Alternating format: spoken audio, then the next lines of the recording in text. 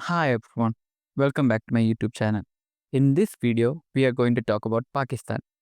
Pakistan is falling apart, not in a dramatic overnight collapse, not in the way countries suddenly disappear from the maps, but slowly, structurally, institutionally, economically. And when nations fall apart, it rarely happens in a single moment. It happens through patterns, repeated mistakes, power struggles, economic mismanagement, institutional decay, and a system that refuses to reform itself. This is not about hating a country, it's about understanding why a nuclear armed nation of 24 crore people is stuck in a cycle of crisis. Let's start with the economy. Pakistan has entered IMF programs more than 20 times. Let's that sink in. More than 20 bailouts. This is not normal. Countries go to IMF during emergencies. Pakistan goes repeatedly, which means the problem is not temporary, it's structural. Public debt has crossed roughly 70% of GDP. Total public debt has ballooned into hundreds of billions of dollars. A massive portion of government revenue now goes just towards servicing debt, not building schools, not improving hospitals, not investing in technology, just paying interest.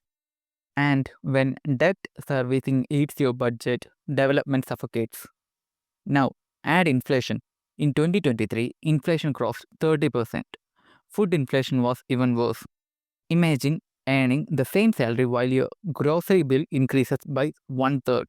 Electricity prices rose, fuel prices rose, gas prices rose. For a country where per capita income is around 1600 to $1700 per year, that kind of inflation is devastating. Middle classes shrink, poverty expands. According to international assessments, poverty levels surged after economic instability and catastrophic floods. Millions were pushed closer to survival mode.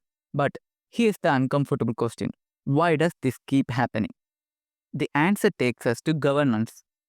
Pakistan's tax to GDP ratio remains extremely low, around 9 to 11% historically. That means the state collects very little revenue compared to its size. Powerful elites avoid taxation.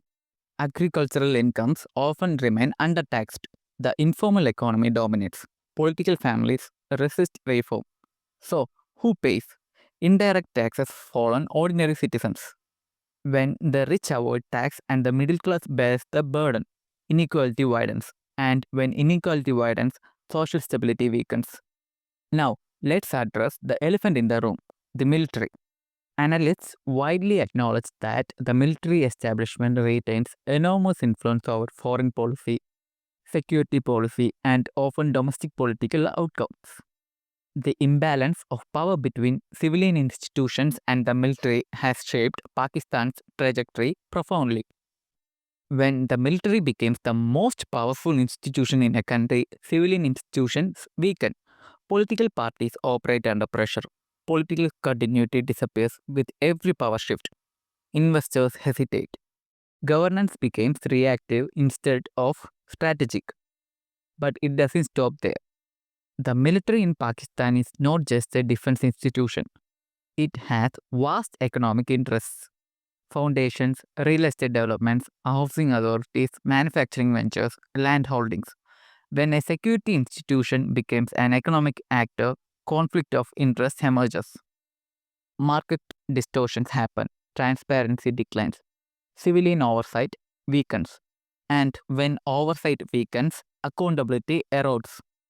Meanwhile, defense spending remains a priority. Security concerns with India, Afghanistan instability, internal insurgencies all justify high military allocation. But every rupee allocated to defense is a rupee not allocated to education or healthcare. Pakistan spends a lower percentage of GDP on education than many developing economies. Human capital suffers. Without human capital, innovation declines. Without innovation, growth stagnates. Now add political instability. Prime ministers removed, governments dissolved, protests erupting, courts intervening. When leadership constantly changes, long term policy disappears. Foreign investors look elsewhere. The currency weakens. Capital fight increases. A weakening rupee makes imports expensive. Pakistan depends heavily on imported fuel and essential goods, so currency decline fuels inflation. Inflation fuels public anger. Public anger fuels instability. Instability scares investors. It becomes a vicious cycle. And then came the 2022 floods. One third of the country underwater. Damages estimated above $30 billion. Agriculture devastated. Infrastructure destroyed. Millions displaced. Climate vulnerability exposed. Structural fragility. For a country already burdened by debt, disaster recovery require more borrowing, more dependence, more IMF conditions. This is how fragility compounds. Let's talk about the emergency crisis. Under the China-Pakistan Economic Corridor, major infrastructure projects were launched, power plants were built, roads constructed. But many energy agreements required capacity payments, meaning Pakistan had to pay producers even if electricity wasn't fully consumed. This created circular debt in the power sector. Electricity became expensive, distribution losses remained high, and the financial burden deepened. Again, structural issues. Now let's examine brain drain. Thousands of Pakistani professionals, doctors, engineers, IT experts are immigrating. Gulf countries, UK, Canada, Australia. When your most skilled citizens leave, growth potential declines. And when youth lose hope, national morale erodes. But here is something important. Pakistan is not collapsing tomorrow. It still has a large population, strategic geography, agricultural potential, a strong diaspora, nuclear deterrence, industrial base. The issue is not capability. The issue is governance. Countries fail not because they lack resources, but because institutions fail. Institutions fail when power is centralized, accountability is weak, allied capture dominates, policy is short term, military influence overrides civilian autonomy. Repeated IMF bailouts are symptoms.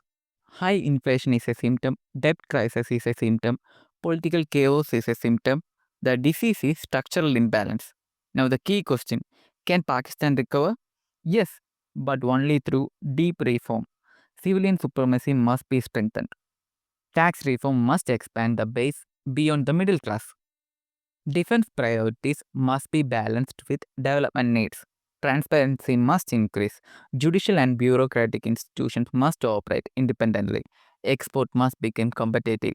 Education must become central to national planning. Without these reforms, IMF programs will only delay a collapse, not prevent it. History shows nations don't fall in a single moment. They erode slowly, then suddenly. Pakistan today stands at a crossroads. One path continues the cycle: borrow, stabilize, inflate, crisis, repeat. The other path requires courage, institutional reform, power balance, economic discipline, long term planning. The world is watching, its own citizens are watching. And the biggest tragedy would not be economic collapse. The biggest tragedy would be wasted potential. Pakistan is not a failed state, but it is a fragile one, and fragility, if ignored, becomes failure. So, what do you guys think about Pakistan's slow downfall? Thanks for watching.